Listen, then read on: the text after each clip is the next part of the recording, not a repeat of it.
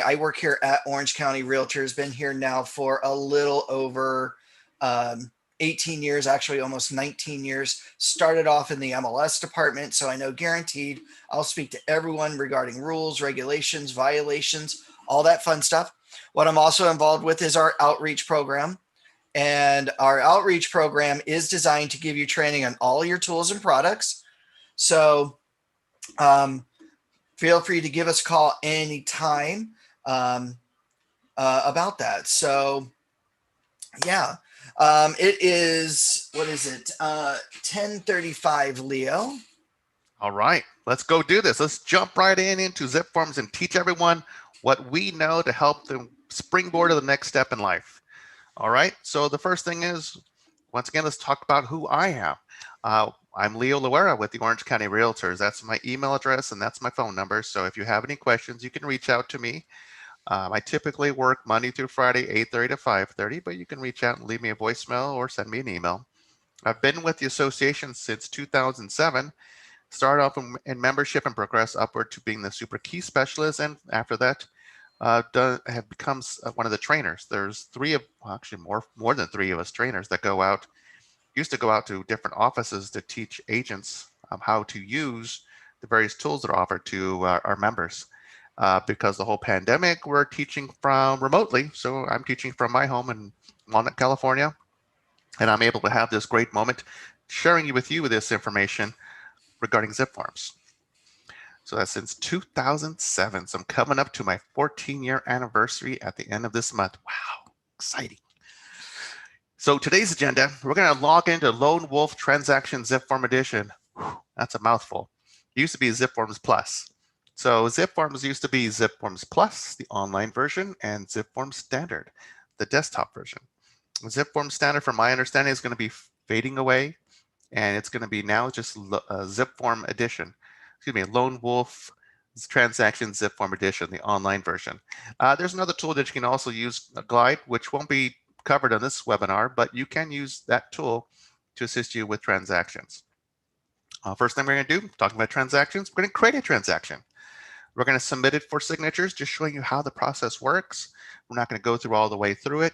Our next class, we'll show you how to do it with Digital Ink 2.0 and DocuSign.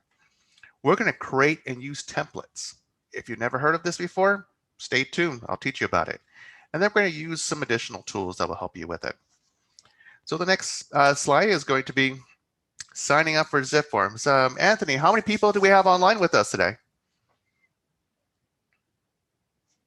If we have any new users with us, go ahead and say hello, or just raise a hand if you can.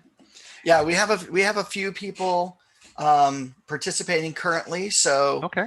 So yeah, it looks like according to chat, we've got one or two people that are brand new and has never signed up for zipForms before. Okay. So I'll go through that process and show you how to sign up. Now, if you fall behind, that's okay. Fall behind. Because the great thing about this is we're recording this video for you, and then we're going to email it out to you later on, probably tomorrow. So if you fall behind, just enjoy the show. Just take notes, make as many mental notes as you want, and watch the video. Honestly, that's how I learned. I watched one of Anthony's videos 10 dozen times, so that way I can be able to understand the material to get to the point where I'm at today. So I want you to be able to feel comfortable, so that way you too can be able to do this in your head, and perhaps, like me, do it in your sleep. So first thing is to sign up for zipForms. You don't go through zipForms or Lone Wolf. You want to go through car.org, because it's one of the member benefits of being a realtor within the state of California. So after going to car.org, you're going to click the let's go back where the young lady is sitting at in this image. To the left of it, let's say access real estate transactions. It used to be access zipForm, but now it's access real estate transactions. And then after you go into that, you're going to be given a choice. You want to choose Lone Wolf zipForm Edition. After you do that, you're going to be asked to put in your username and password, but you don't have one yet if you've never logged into CAR. That's why you want to click register over there. So when you click register, you have to create a username and a password. It's going to ask you first, What is your NRDS ID number? NRDS ID is your National Realtor Database System ID number. Whew, that's a mouthful. We just say it's your NERDS ID. It's just easier to say NERDS. So your NERDS ID number is a 9-digit number. It's provided to you by the association. Each individual has their own NERDS ID number. If you don't know what it is, you want to contact the association and they can provide it to you over the phone. Also, you can see that you have to provide your last name and click submit. Then after you do this, you go through a number of steps. There's 4 steps in all. Sierra needs to send you a verification code to the new agent verifying their information. And you want to click send. Now, of course, the email address that you've provided to us has to be correct, has to be active. So you want to be able to make sure that that information is correct. Usually when we have you join our association, we send you an email with your information and we email it to that email address. So use that email address that we sent it to. Once you have received the verification email, input the code. You're going to get a verification code to put in. I'm sure many of you have gone to various websites that had to do the same thing. So you put in a code and click continue.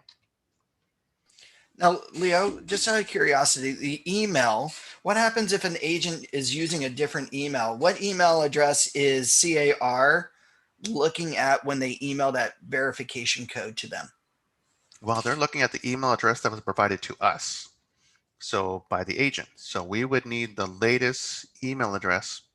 So if you have problems logging in, contact us, make sure your email address is correct on file. And of course, you want to double check your NERDS ID number is correct. If it's incorrect, then you want to notify us via email to update it, and then we can be able to do so, and then you can be able to proceed with this process. But if you have any problems, do reach out to us, 949-586-6800. Our phone number will be, I'll remind you what our phone number is at the end of this video. Okay, is that okay with that answer? I have more questions. Yep, that's perfect. Okay, I have more questions that'll be asked of me, and that's okay. Take your time asking your questions. I'll try to get to all of them as soon as I possibly can. In this slide here, now we have to create a username and password. So the username could be your MLS ID if you wanted to. It could be whatever you're comfortable with. You input that information in there. Make sure you don't forget it. Your password has to be usually a mixture of letters and numbers. Just input that information, follow the instructions on the screen. Usually there's going to be if you make a mistake, a password too short, then they'll let you know there's an error message. After you input all that information, you click continue. Now you get to sign in with that new username and that new password. So input that information and now you can click sign in. Now, the next step. You're finally done creating a username, creating a password for the California Association of Realtors. These are considered your CAR credentials. So now you're just going to click, click the golden ticket. So we're going to click over here where it says click continue, continue to transactions. And that's it. You've logged in your zipForm account. So you'll see a dashboard and we'll cover that in just a moment. Any questions with doing the whole login process from anyone? Go ahead and start typing if you wish. If you have any questions, that's okay. We want to hear them. If you don't have any questions, that's okay. We're going to move on to the next slide. And I'm going to take a sip of tea while I'll give you a moment to type it in. So far, this looks, everything looks great, Leo. Great. See, everybody's on board. Everyone understands how to do this whole process.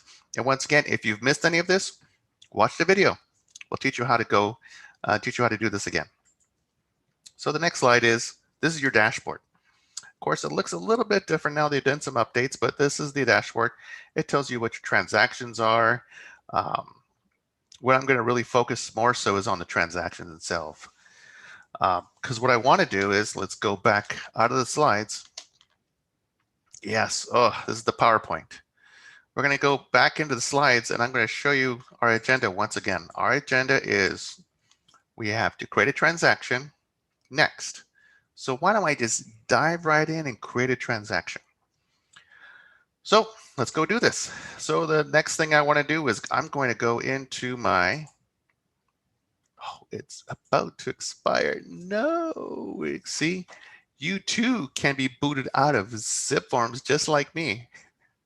So I'm going to log in right now because I've done so much talking. I'm going to click Access zipForms right here. It's going to use my credentials, my CAR credentials that I created long ago. And then I'm going to click the golden ticket. Once I click the golden ticket, it'll kick me into zipForms.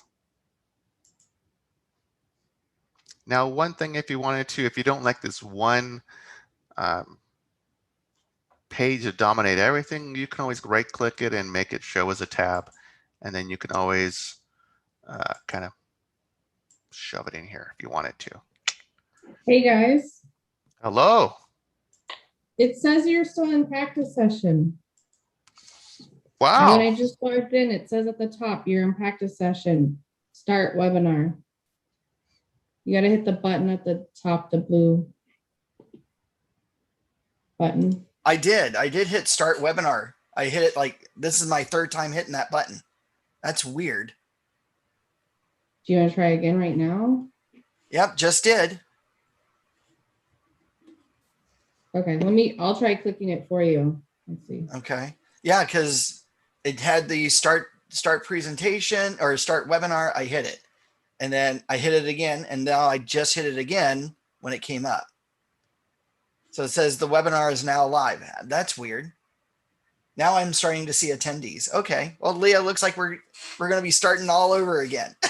Oh my goodness. Hello, everyone. We were having some technical difficulties. Oh my gosh.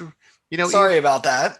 Even us very advanced people, well, sometimes we have problems. So we're going to start from the very beginning. So my name is Leo. I'm going to go back into my slides so that way you understand what class we're teaching. So that way we're not all shocked if this is supposed to be a super class or this is supposed to be an MLS class. No, this is zipForms. We're going to be teaching you zipForms Plus. Now it's called Lone Wolf zipForm Edition.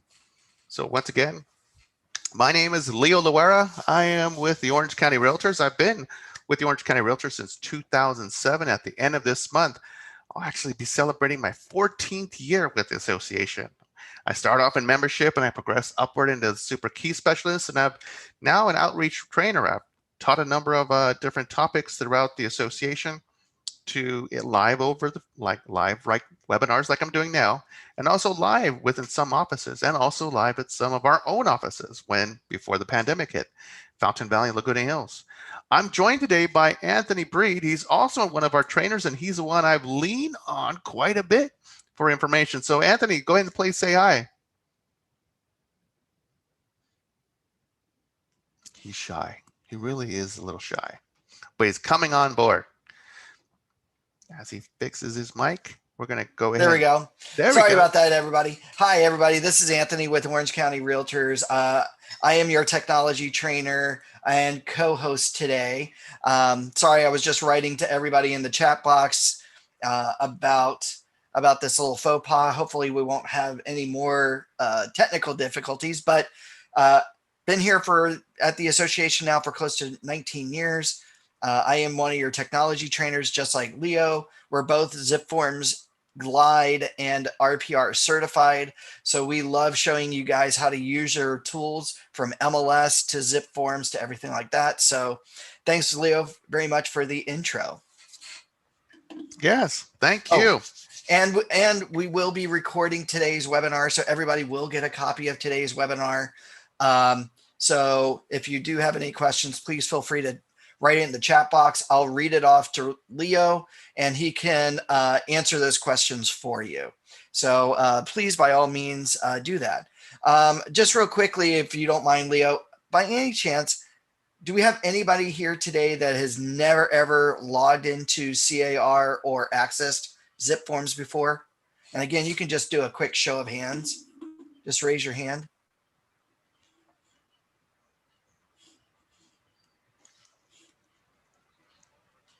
I've got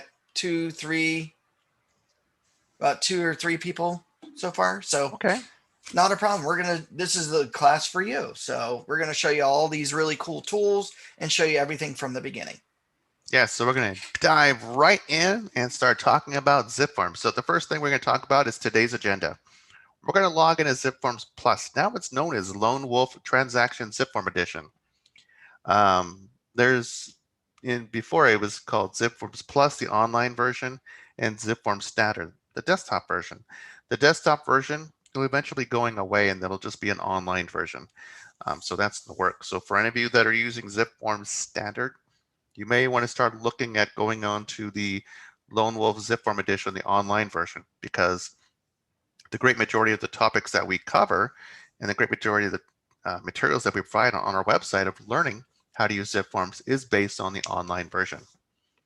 And we're also going to teach you how to just do a basic transactions. We're not going to give you 80 pages of documents. It's just going to keep it very simple. I want you to understand the logic of how to use the software. Your real life situation is going to differ from what we're going to present to you in this class. But I want you just to understand just the basics, so that way you can take that in the future with you when you help out your client. We're going to also do submit for signatures, show you how the process goes. And our next class, we're going to show you how to use Digital Ink 2.0 and DocuSign, 2 different signing services. I'll discuss that more in depth in the next class. We're also going to create and use templates. If you've never heard what a template is, stay tuned. I'll give you some more information about that. And I'm going to use additional tools that you should be aware of when using zipForms. So the first thing is, for our users that have never created a username and password, great. We're going to go over that right now. What I am going to tell you right now is that I may talk a little bit fast because I had 1 cup of coffee and 1 hot tea. So I'm a little caffeinated, but I will keep it down to a little bit so that we can be able to understand what I'm saying. If you fall behind, that's quite all right, because recording this for you so that way you can refer to it in the future. If you fall behind, that's okay. Enjoy the show, take notes, and that way you can be able to watch the video later on. I think we're going to present it to you probably tomorrow, and that way you can be able to learn. That's how I learned. I watched Anthony's videos time and time and time again. And even in my sleep, I was listening to his voice. So that way I could be able to understand zipForms, because I want you to be able to do this with your eyes closed and even in your sleep. Because ultimately your client's going to be depending on you to provide them guidance when they go through this transaction and this whole process. So the first step, we want to go to car.org. You don't want to go into zipForm's website, ZipLogic. So we go to car.org, the California Association of Realtors. You want to, normally I would say log in with your username and password that you created, but if this is your first time, click where it says register. So go ahead and click register. You're going to enter your NRDS ID number. It's your National Realtor Database System ID number. Whew, that's a mouthful to say.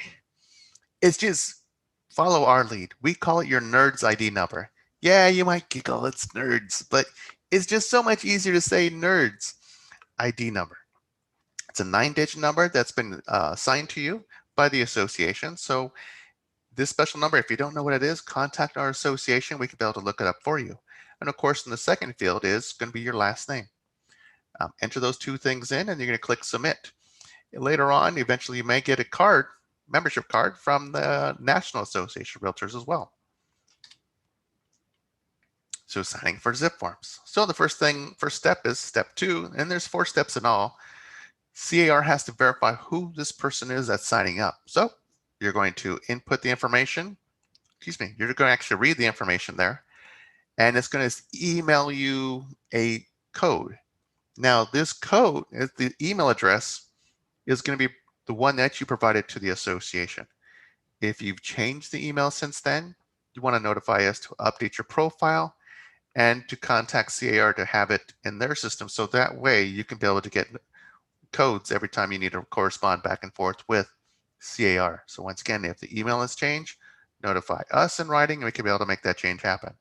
If you're not sure, contact us. We're open typically 8 a.m. to 6 p.m. Monday through Friday. So the next step, step 3, is once the agent has received that verification email, they have to input the verification code. And click continue.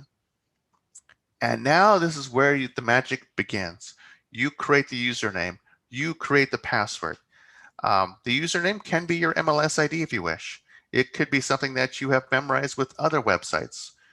The password, try to make it a little bit more complex because this gives you the ability to log in and do log in to do transactions and help out your clients. You don't want to make it easier for someone to hack your account to be able to send documents to someone that they're not supposed to get.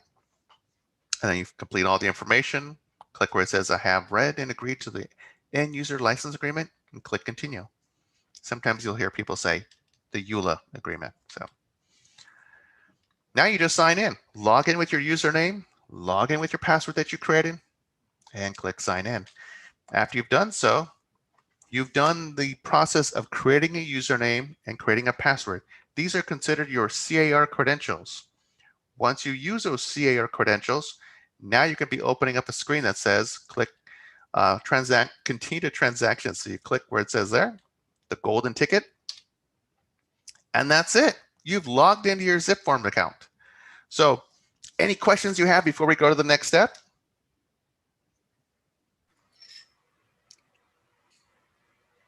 And don't be shy about asking questions. Again, more than happy to read off your questions to Leo so that he can answer them. I know it takes time to write in all those words. Go ahead and do that. If you have any troubles, you can always email us. That's fine. Or you can always call us if you want to. If we're not available, perhaps we're on a webinar talking to others. Go ahead and leave us a voicemail. We can contact you back as soon as we possibly can. All right, with no questions, correct, Anthony? Correct. I am moving on. So this first screen, we're going to talk about the dashboard. The screen, some of the features have changed a little bit, and this tells you what your productivity is. We're going to focus more on the transactions today, but let's get out of this altogether. This is going to be reference material for you, but let's go back into slide number 3, I believe, because I want to make sure that we're getting the most out of this webinar. So we've already talked about logging into zipForm Plus, Lone Wolf Transaction zipForm Edition. We are now going to create a transaction. So let me show you how to do that. It's going to be a basic transaction. It's not going to be 80-page document of transactions. It's just going to be just to teach you how to use the software, and your real life situation is going to differ because ultimately your client has to sign more disclosures and other documents necessary to take care of them. So, but I'm just teaching you the software of zipForms. So I'm going to go into zipForms, and here we are. This is my screen. This is what it looks like. And see transactions over here. Now, over here, you should probably have nothing. These are just some of the ones I've practiced with in the past. But we're going to start with a brand new transaction. But before I click that button, stop. I want to make sure the information is correct for my profile. So I click over there, it says me. So I click me. I can add an image there. So if you have an image of yourself, you can always add it in if you want to. But I'm going to focus on profile and settings. So I click profile and settings. So the first thing I want to make sure is the information I have here under me is correct. Is my name correct? Is my email address correct? My contact phone number, etc. My license number, okay, that's not my real license number, but you would input your information there. Another thing I want you to look at is the email signature. By default, this does not appear. I had to create this from scratch. So I want you to input this. You could change the different font size, make sure you're not going to get in trouble over the different font size. And that can also be verified with the California Association of Realtors Legal Hotline. But input this information in here because any transaction that you're going to send out, whether it's going to be to a client or another agent, it's going to show this information. Make it professional, because ultimately you represent your client and you represent your team. So that is about me. You can go through all these. I'm just going to show you just a few of these. For example, offices. If the office information has changed, you've already sent us a documentation to update the information. Please go ahead and update the information here. This does not happen automatically. So you want to be able to go through this and update the office information. So jumping over to here, settings. Today we're going to be working with Digital Ink 2.0. There are 3 different signing options, but this one, Digital Ink 1.0, is going to go away. It's one of the first ones that we had for some time, but now Lone Wolf is using this one. So eventually this will go away, so I'm not going to talk about that one, but we will talk about DocuSign. DocuSign is a paid service. You can be able to use DocuSign if you already have an account. I'm going to show you in the next class some of the similarities, some of the differences, and we'll talk more in depth about that. Also, you can change what is going to be your default landing page. So for me, I'm going to use the transaction list. I want to focus on my transactions immediately as soon as I open up my zipForms account. Yes, you can also change that if you wanted to. This one, this is the crazy thing for me. It's crazy because the time interval for transaction autosave. For whatever reason, by default, it has it turned off. Now, for some of us that have been using computers since last century, we've gone through situations where we typed in a lot of information and then all of a sudden a power outage or the computer shut down for some reason, and then everything we typed in, it disappeared. Now, with this feature, you can have it set where it auto saves. Now, you can have it auto save for every 5 minutes, 15, 20, whatever you want. I'm just having it by 5 minutes. Some people are comfortable with 15 minutes, whatever. I recommend that you choose one of these so that way it automatically saves it. So whatever, like for example, for me, the way I set it up, if we have a power outage, I hope not, I will only lose the last 5 minutes of whatever I've typed in. And that's it. So before that, everything else will be saved. So if you're typing a whole contract, you want to make sure that, or input a listing, you want to make sure that information that you have the timed interval turned on. And just for fun, I put down here mortgage calculator default interest rate. I put it as 2.49. You can change it to 2.50, whatever the market's at. So that way there's a calculator that you can be able to use. Any changes that you make here, you want to click save. Oh, by the way, make sure you're in the right time zone, because if you're working with a client here in California, you want to make sure that's showing the appropriate time when you do your digital signatures, because otherwise it'll show the wrong time. You can go through the rest of these. So we're going to go ahead and go back and go into transactions, because I want to create a transaction. That's what we're here for. So we're going to create a new transaction. See, transaction, click new. In this practice session, I'm just going to choose a new purchase or offer. So I'm going to choose this one, and there's different choices you could choose from, but this one we're going to just practice. We're practicing putting out an offer. I think, I did not. Let me go ahead and put in a name. So let's go with, I don't know, let's see now. Home for client. Home for client. Now there's different choices in the property. So we're going to choose residential. If you're working with a client that's looking at industrial or condos, etc., you can put that in here. It's an active listing. The listing already exists in MLS, so we're going to choose that. Templates, we'll talk about that in a moment. Comments, you could do that later. But I want to show you MLS Connect quickly because I want to save time and energy. MLS Connect taps into your MLS account. You have to tie those together. But once it's tied in, it will automatically pull the information straight from MLS. So what I'm going to input there is a listing ID, and I forgot what it was already. Oh no. So I'm going to go into MLS and recent searches and pull that one out. There we go. DW20231. Oh, come on. There we go. Okay, I chose this one because it has a pretty entrance or has a pretty image. I was like, oh, that's a nice one. It looks so relaxing to me. So it's a listing in La Habra. So we're going to choose that one. And I'm going to minimize that. I'm going to put this one in here. And you're going to see, I'm going to include the photo. You don't have to do this, but I choose to do so. And click Find. Now, this system is going to pull the information right from MLS and put it into our contracts within zipForms. So you see here, here's the address, and use that listing. And I scroll down and click Save. Now with the power of the internet, it's pulling up that information. So you see here, it gives me the address, gives me the lot number, the MLS ID. It gives me a lot of other information here that you would have to go through different websites to pull that information in. So, and you can go ahead and fill this out all you want to if you wanted to, but I'm just going to speed up. Now we're going to look at parties. Now, since I'm focusing on buyers, I don't need to notify the agent, so I'm just going to remove her out of the way.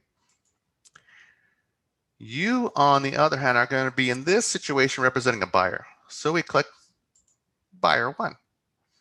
Now you can input the information in there, the name and all that information, all the contact information. If you're dealing with a trust, you would put the name of the trust up there, and then the person signing on behalf of the trust would be right there. But I'm going to cheat because I already have an address book. So I'm going to input the information from the address book and choose Charlene Client. See, Charlene's information, choose my buyer, and then click Save. I don't have to fill out this information because Charlene is an individual, not an entity. If she was an entity, then I'd put in the contact, the person that's going to be signing on behalf of the entity, like it's a trust, for example. I'm now going to click Save. There's my buyer. So we went from summary to parties. Now we go to documents. This is blank with the exception of archive. So if you need to save any documents to archive, you can be able to do so. But over here, this is where all the forms are going to be at. So we click all forms. Now by default, you're going to see this library of the California Association of Realtors. Now there's a number of different libraries. So for example, if we go down here, there's a library for Orange County Realtors. This is specific to us. So if you wanted to throw in an Orange County local area disclosure, you just simply click it. There you go. If you wanted to say, get some information about it, you can print a sample, you can print out a blank, you could print a preview, you can close it. So that's And an example Leo, of it. Yes, just please. out of curiosity, where would an agent get the coming soon form or the basic form of seller's instruction to input a listing as a coming soon? What library would they look at for that? I believe that would be found in CRMLS 1. So we'll take a look at that, and there's nothing. Oh, there's nothing in there. Whoops, go back in. Oh, wait. Playing with the computer. Seller instructions to play into CRMLS coming soon. There it is. So I click that, and it's right there. If you're curious of what it is, let's just open up, because honestly, this is the first time I'm looking at it. There we go. So quality reading here. And Now, of this course, is to go in conjunction with your residential listing agreement, just so you guys know. This is the form that basically states that the seller is instructing you as the listing agent to put the listing into coming soon status, which we can talk about maybe a little bit later or in a different class when we talk about the MLS rules and regulations. But just in case some of you here attending today are listing agents and your seller is not ready to show the property just yet, but they want you to advertise the property, this is the form you need in order to put that listing into the MLS as coming soon. So, and then Leah, where would you find the other contracts for your purchase? so we go back and then we click all forms. And I'm going to go back and choose my library. Now you can choose all if you wanted to, or I can just simply choose the library. By default, it's the California Association of Realtors. So if we were going to say do a cover sheet, the cover sheet would be able to, you input the information in the cover sheet and it transfers all that information over to all the other documents. The residential purchase agreement, you probably want to use that. And there's probably a number of different forms that you want to use, but you have an idea of what it looks like. So just for practicing purposes, these are the forms we chose. If you have chosen this one by mistake, you can always click the drop-down arrow. Let me show that again. Drop-down arrow, click delete, or you can also click this box here and then also click delete, I believe. Let me move that away. There it is, delete. So there's different ways to delete a document that was put in by accident. There we go.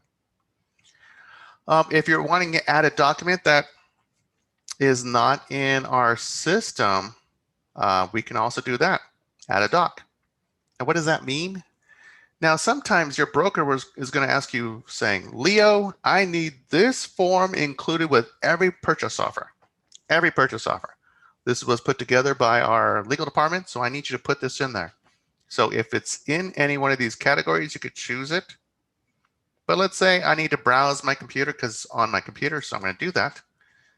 And I look for my zipForm related ones, and we're going to do listing form B. This is just a practice. This is a fictitious document we're putting in there, and we click OK. See? So you can add documents and get them prepared for setting up for signatures. So once again, we went through all forms. We went through the process of choosing whatever forms we wanted and clicking it. So for example, if I just click, I don't know, best practices, bed bugs, you can continue on. You get the idea. Just click and it automatically adds it. If you have something that was added by mistake, you click the drop down, click delete. So on. So what we just did is we created a transaction. How do I know that? Because if I click back to list and I go ahead and click refresh, what's going to happen to the screen is going to give me an error message right in the middle of my class. That's okay. You know what? Power of the internet. So it's okay. I'm going to go back in and log back in. Sometimes problems happen, even to the best of us. I'm going to log back in and I'll show you what it says. I'll show you our transaction that we just created just a moment ago. So please be patient as we go in. It's going to default to the transactions. And if I scroll down just a little bit, you'll see right here, home for client. Now, if I open it up, you are now going to see the information we pulled up from CRMLS, the different parties, Charlene, and all the documents that we put together. And that's it. This is what we've done. Our goal was to create a transaction. We just did it. That's it. That's as easy as it can be. Now, of course, your real life situation is like, what forms do I need in a given situation? You want to consult with your broker, or you can consult with the CR legal hotline. I and Anthony, we cannot advise you what forms you need in a given situation. We're not professionally trained to answer those type of questions, but we can show you how to use the software. Any questions with this? Let's see here. Mobell asks, now that I saw the system kick Leo out and him having to go through the validation process, I wanted to ask if there's a way that makes this less frequent and the process to have less steps. It's really quite cumbersome. Thanks. Because software is made by humans, unfortunately, sometimes it will boot you out. So unfortunately, just like with anything, any other software you've used, sometimes you have to log back in to be able to do it. So it's unfortunate that we had to experience this, but at least you know that it is something that can happen even to the best of us. But typically it does not happen. So, and Mobell, it also sometimes depends on your web browser. Like as an example, Leo, I think, is using Google Chrome. yes. If you're a Mac user, sometimes you get more problems using, say, Safari or Internet Explorer or Mozilla Firefox. I find personally that you have less hiccups using Google Chrome than you do with the other web browsers. But like me, right now I'm on my Mac, and when I do have sometimes issues with Google Chrome, I'll pop over to Safari, which all of a sudden now the system works with no hiccups. And then the very next day I may have problems with Safari and I'm swinging right back to Google Chrome. So if you can swing it, I would probably have both web browsers or both types of web browsers on your computer available just in case. Even though I personally like Google Chrome a lot better, and it seems to be a more stable search engine internet browser feature than then yeah, I would have at least both ready, because if you do experience problems with one, try out the other and see if you get the same problems. And you'll be probably pleasantly surprised that you won't. So anyway, yeah, that's our advice to you. Yeah, and if you're a Windows user like myself, then you may want to stick with Google Chrome and try Edge. See Yeah, if Edge will be fine. Edge is the replacement for Internet Explorer. And exactly. Sorry, Internet Explorer is going bye-bye. my brain went blank on the new version of Explorer. That's okay. It's okay. And you're welcome, Mabel. Are there any other questions?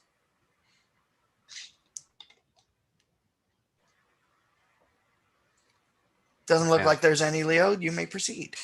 Okay, so now we are going to submit for signatures. Now, I'm not going to show you the entire process of going all the way through and seeing what people will see on the other side. That will be for the next class. But I will show you what it looks like just to send out a document. So we're going to send out, for example, the Orange County Local Area Disclosure. It's a very simple document. It's not multiple pages like the residential purchase agreement. So we're going to choose e-sign. E-sign for electronic signatures. There's no documents here. We're going to click a new session. So we click new. Choose Orange County. And we're using Digital Ink 2.0. You could change this to whatever packet name you want to, but for this session, I'm just going to leave it as is. And by the way, everybody can practice this with Digital Ink just because it is your free member benefit. It does allow you unlimited signatures for unlimited documents for unlimited transactions. So one thing that definitely we both encourage you to do is make a test transaction, or make a transaction and call it test, so that you can test out some of these features and just know that you can digitally sign stuff. Now, if you Leo, by any chance, did you make sure that there was a signer's name and a property address on this? Yes, because what I did is I pulled the information right from MLS using MLS Connect. And I also had an email address on file for my client, because if my client doesn't have an email address, if they don't have a computer, we can't go any further. We have to print out the documents and have it delivered to them. But in this session, we're assuming they have access to an email address and a computer. Awesome. All right, we're going to do the next step and click next. So I've changed the name to Test for Client. You can do the same thing too. And we're going to choose our one buyer, Charlene Client. This is the email address I put on file for her. And over here, you're going to see that there is a cybersecurity option. Now, in the past, it was $5 to have multiple signatures to do the transaction, which would allow a two-factor authentication, meaning our client, Charlene Client, would actually have to get a text message. And sorry, Leo, we got two extra questions here. One from Millicent. Sorry if I'm messing that up, Miss Lim. She asked, where can I watch the replay of this session? Young lady, we are going to email you a copy of the webinar. So you will get an email copy of this training, if not today, early tomorrow. And then Joan Hill asks, can I move documents if I have them not in the order they should be? Yes, we can. Let me do the signing session real quick, and I'll go back to showing the change in order for you. So let me do that. Any other questions regarding before we go on? I don't see any popping up. Okay. So I have this set up for electronic signature. And if there are any mistakes, like let's say I put in the wrong email address, this gives me an option to fix it. But yeah, I put it in correctly. Knock on wood. And then also this is the time zone. If I need to change the time zone, I can do so. But I'm going to click next. Now this takes a decent amount of time for it to go pull up, and here it is. I pay for the high-speed internet at home, so it does pull up quite quickly. And it gives you the form here. So it's a local area disclosure. So I have the address on top. This is the field that the client has to initial here and initial there. etc. You get the idea. You have initial, and then also at the very bottom they sign. If there's anything that I need to add, I can be able to add it. In our next class, we'll show you how to do that. But assuming that everything is here and it's complete, well then we're just kind of done. We click next. Now you can customize it, but in this case, we're just going to use the default email that comes from DigitalLink 2.0 and click send invitations. And now it's finalizing it and sending it out to the client, and that's it. So that's how you send a client documents for signature. Our next class will go in more depth about it. But let's go back. Let's go back and take a look at how to rearrange our documents. Oh, by the way, there we go. There's our digital signing process right there. So we go into documents. And you know, I have to also say that some things just irk me when it's out of organization. So like, for example, I like this over here. Well, come on. I like this over here. The residential purchase agreement to me should be over here. Best practices should be there. Listing agreement could be there. So that's how you do it. And when you're done moving things around, if you wanted to move that there, you can. You click done. There you go. Cover sheet, residential purchase agreement, local area disclosures. Did that help, Joan? Yeah, because sometimes you're just adding forms, you're just pulling forms into from the corner over there, you're just adding forms, and then all of a sudden you go, wow, looks like a mess of forms. Well, now you can organize and put it in an area that's easier to understand and easier to share with your client. You'll get to a pattern where you can be able to do this on a regular basis. And that's when you want to use a template. We'll talk about that in a moment.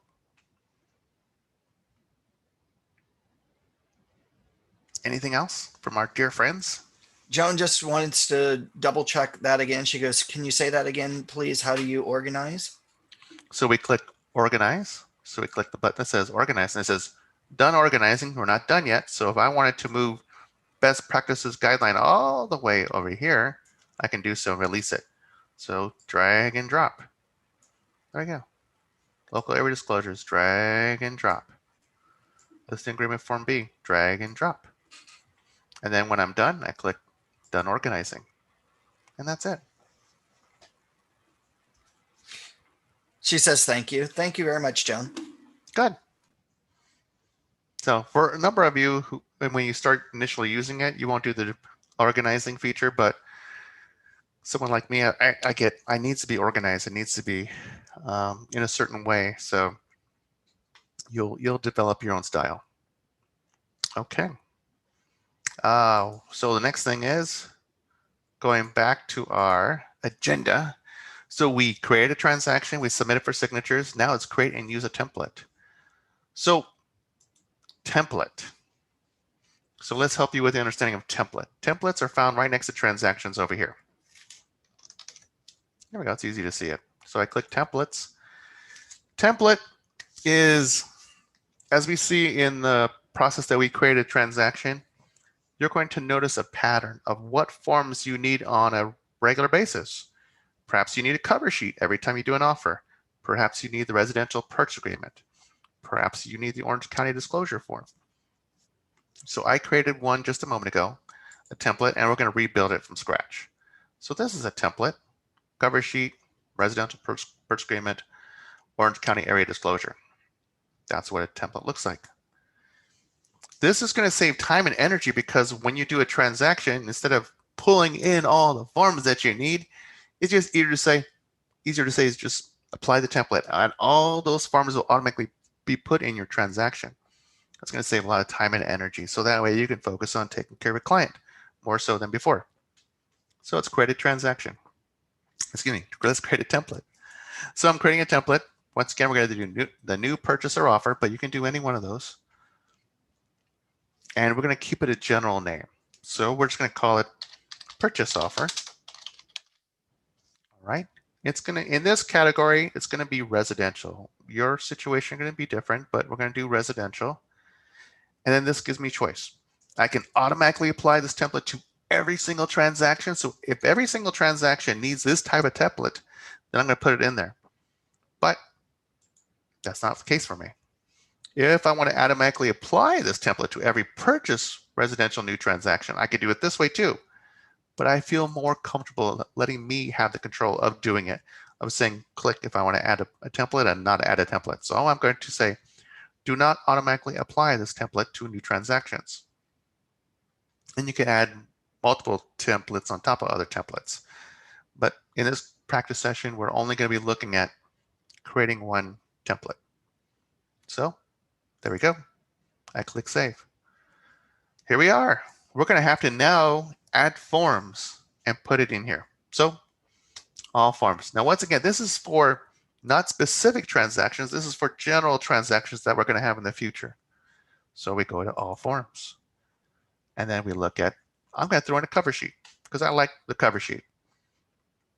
I'll show you the cover sheet in just a moment. I'm going to throw in the residential purchase agreement. Oh, what else do we need? Anthony, throw out a form for me, please. What form do we need in a given situation when we have a purchase offer? Do we use the agent visual inspection? Should we throw that in there? I'm going to say yes. So I don't know if you're brand new, sometimes you don't know what the right form is. So you could start typing agent visual. Okay, so there we go. So it pulled up these choices. Now in this example, agent visual inspection, 1, 2, 3, and 4 is the number of times you should go out. So just, it's going to be, we're going to always go with number 1. So backing up, see, so if you know the form name, you can always add it on there. So for example, addendum, see? Or if I know the form name is ADN, I think. Oh, nope. ADM. There we go. So if you know the form name, you could be able to add it on there. And how do I know that's the form name? Because it shows right there, ADM-1. So if you need to add that on there, you could be able to do so. So if these were the forms that are going to be used for my purchases in the future, then I'm going to leave these here. If I made a mistake that says, I did not want the addendum, then I can go and click this drop-down arrow and click delete. Let me do it again. Drop-down arrow and click delete. If I wanted to say, what is that AVID form, that agent visual inspection form? Let me get a preview of it. Well, yeah, you can take a look at it.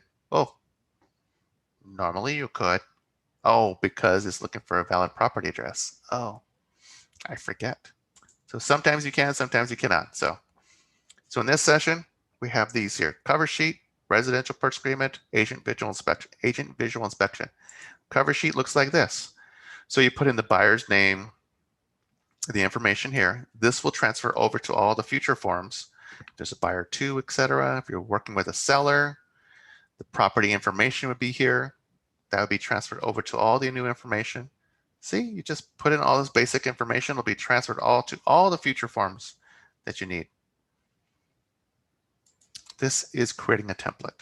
Now, of course, your template is going to be more sophisticated than this one. You may have a template for probates, for short sales. You may have templates for working in San Francisco or for Orange County. There's different templates you'll be creating. So maybe working with mobile homes, new builders. So you'll create all kinds of new templates. So here we go, purchase offer. So how And Leo, yes. We have a question from Tuan 2. Hopefully I pronounced that correctly.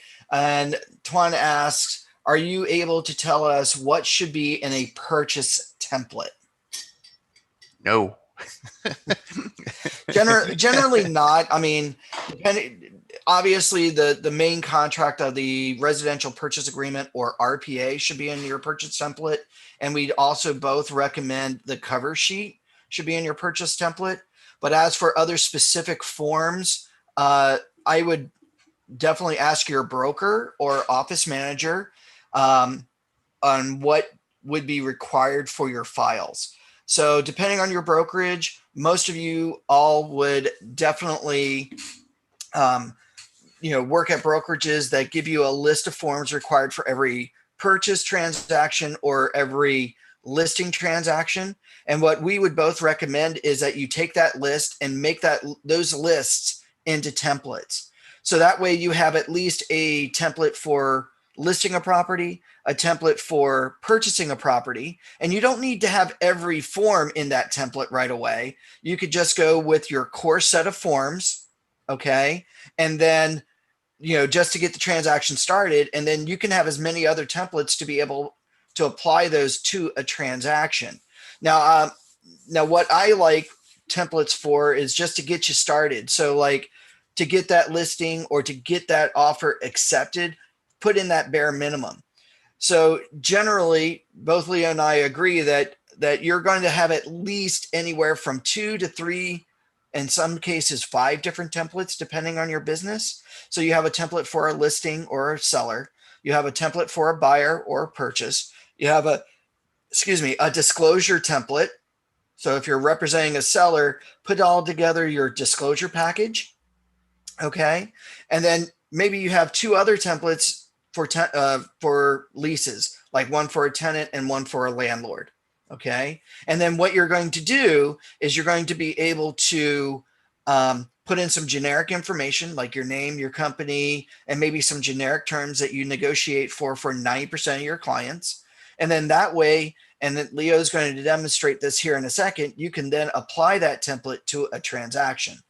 Now, Tuan also asks, other forms like the buyer's inspections, the California consumer, the fair housing, wire fraud. Just so you know, Tuan, the residential purchase agreement has all those forms put together. This is why that RPA is about 18 pages long, because it already has the agency disclosure relationship. And Leo, can you bring up an RPA contract just so we can show Tuan this? If you pull up that form or add that form to your transaction or even to a template, you're going to notice here that at the top of the form, you've already got the fair housing, you've got the AD, you've got the PRBS, you've got the main contract, you've got the wire fraud, and you've got the buyer inspection advisory. So right there, you've got in this one form, 5 forms in one. So this has all the basics to it. Now, if your broker requires other forms, like they have a specific company disclosure that they need you to have or whatever, then you want to talk to your broker about that. But this is the core set of forms already built into this RPA. So you really don't have to worry about too much outside of that. But for general transactions, this is your core form. As for other specific forms, that's something that your broker may tell you they require for their files. So always, have that or ask your broker about what is required for their files. Okay. Does that help answer your question, Tuan? And sorry, Leo, I didn't mean to, be overly winded there. No, it's fine. It's okay. We're helping out our fellow agents. So, and I know that we're at 11:33, and I'll quickly show you how to do a transaction with this template.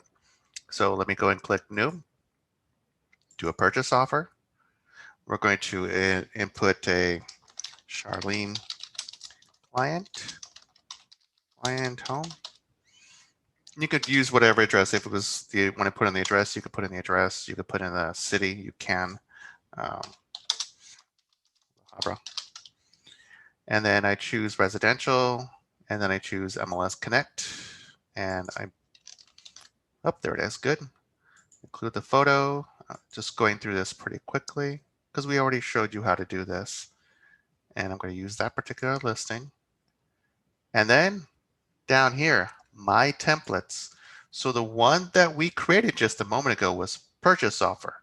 So we're going to choose that one and click save. And how do I know it worked? Let's go to documents, and you will see that the documents are there: the cover sheet, the residential purchase agreement, and the agent visual inspection. If you want to look at the cover sheet will have the information.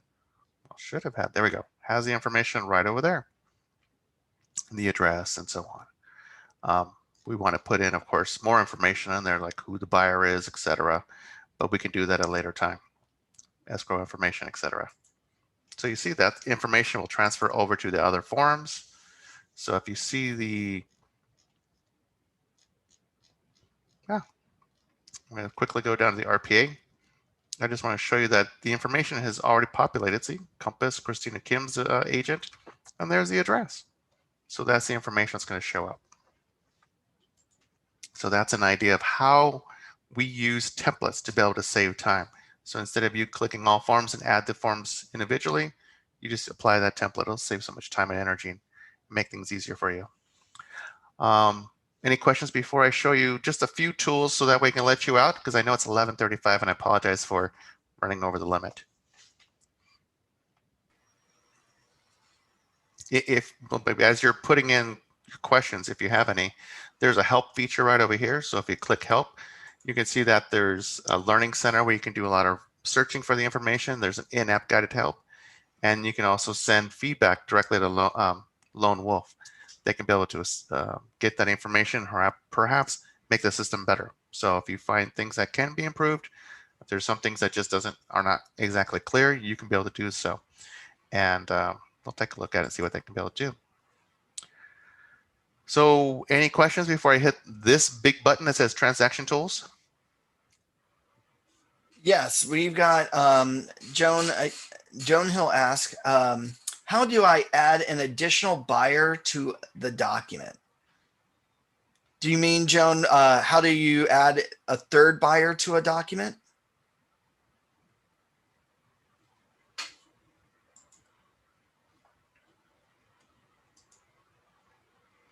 I'm going to assume she's probably saying she means a third buyer. So if you have 3 buyers or 4 buyers, how do you add them to a form?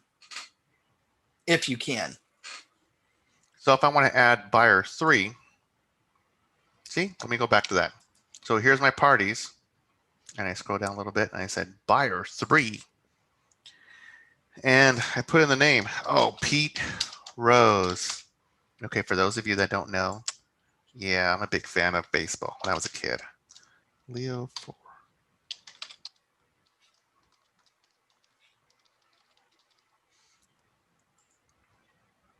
I think that's it. And hit click save.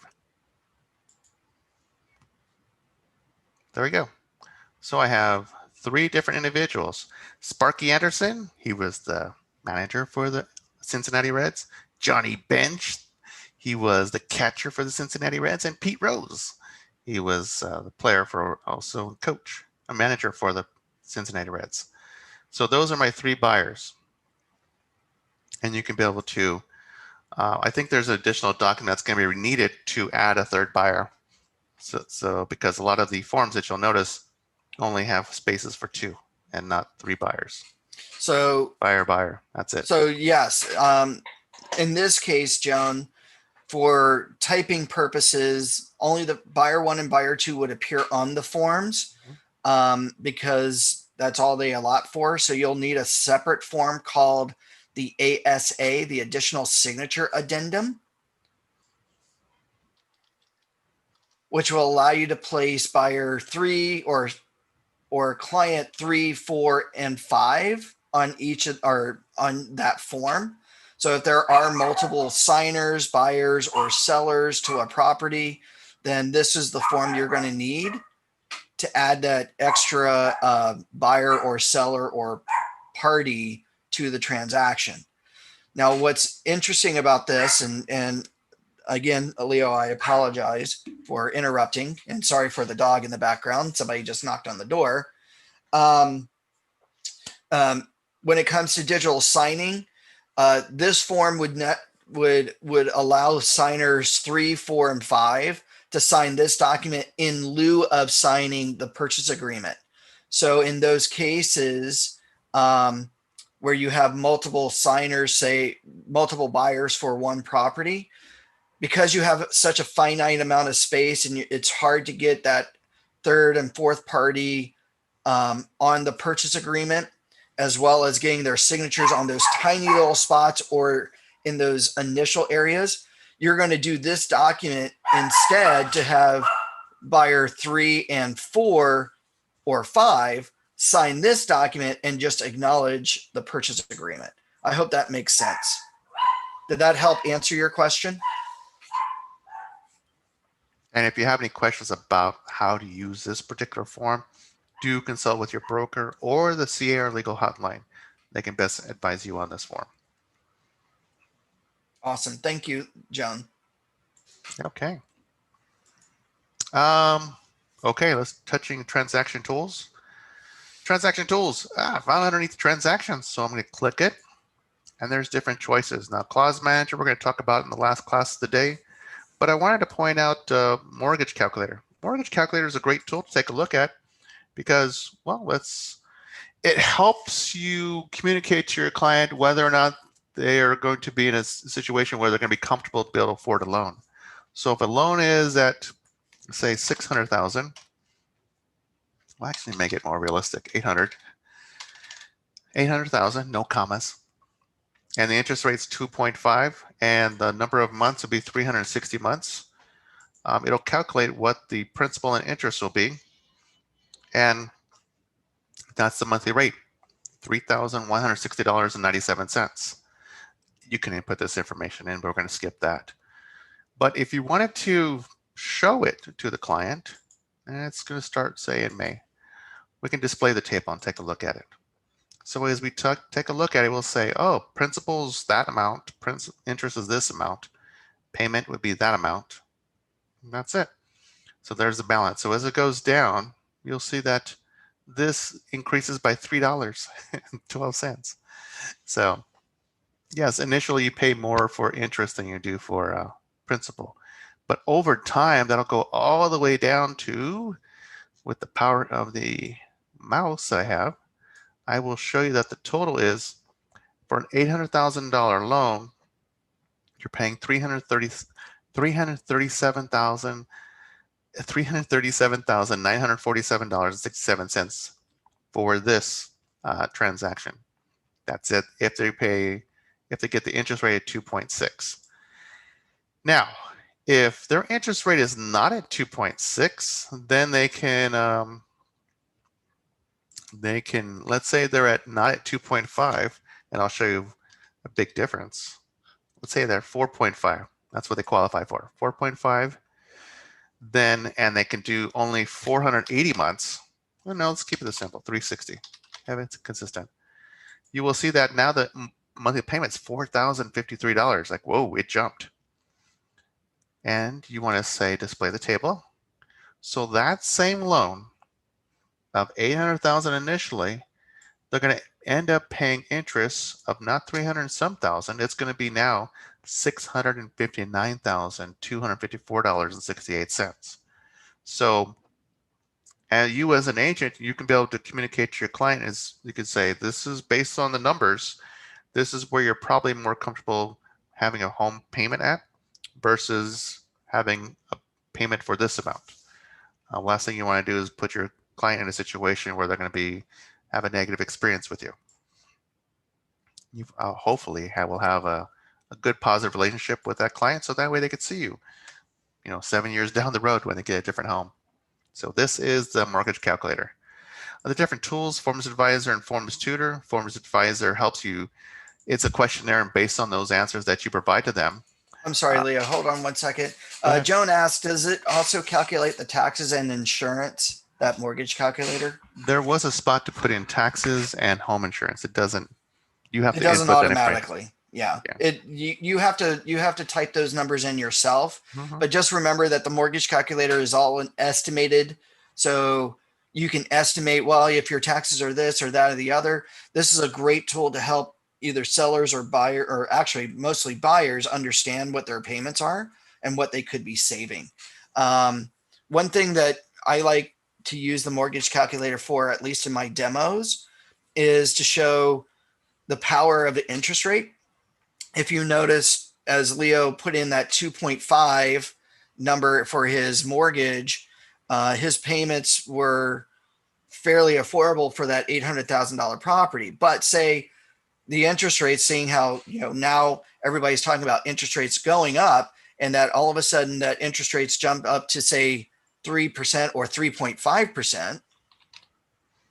So at 2, it's at 3,100. But now all of a sudden, if tomorrow the government said, all right, tomorrow's interest rates are at 3.5, you've now increased their payments by $400 more per month, which ultimately increases their overall interest loan payment on that $800,000 property by almost, $150,000. But ideally, what you were saving money before at today's current interest rates, if you wait and interest rates go up, you could price yourself right out of the market. So, this is a great way of getting those buyers off the fence to start making offers now while interest rates are great, versus later on when, when interest rates start going up, that their buying power doesn't diminish, because, an $800,000 property now probably gets them a pretty decent home, versus tomorrow with interest rates going up and home prices going up, they've now bought less house, or they can't afford the same house that they could before because of interest.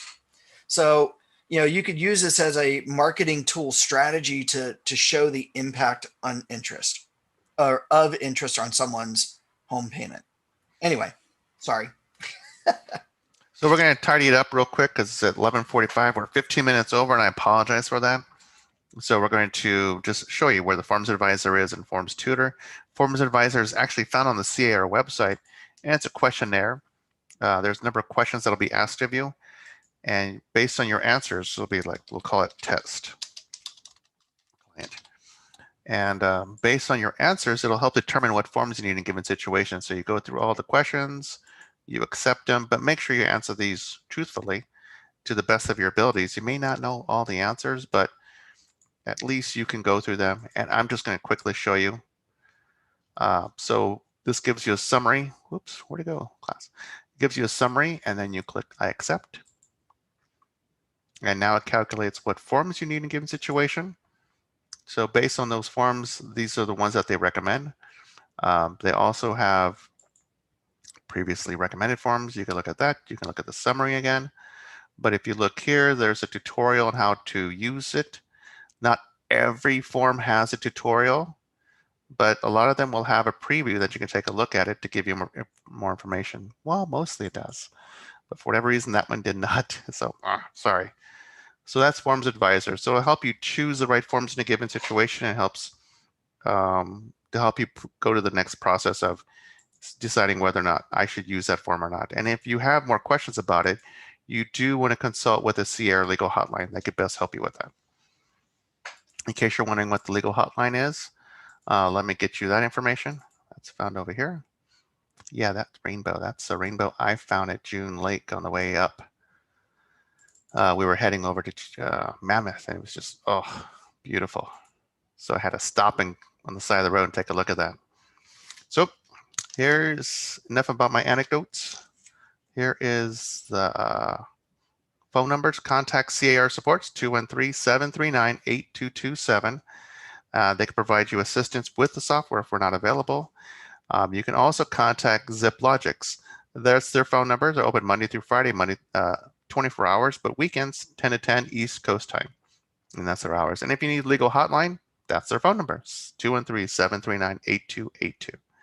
This will be included in the webinar that we're doing. So don't get upset that you're missing some of this. That's okay. It'll be in the webinar. You can refer to it later. All right. Any other last minute questions before we say let's get ready for the next class?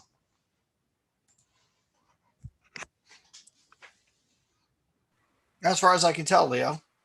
Excellent. So I want to thank all of you for joining us today. And I do hope most of you will attend the next class, because we're going to go in depth showing you how to use DocuSign, Digital Ink 2.0, showing you the similarities and some of the differences. All right, with that being said, you have yourself a great rest of the day. And we shall see you guys at 1:30 today, hopefully, to go over digital signing contracts. Yes.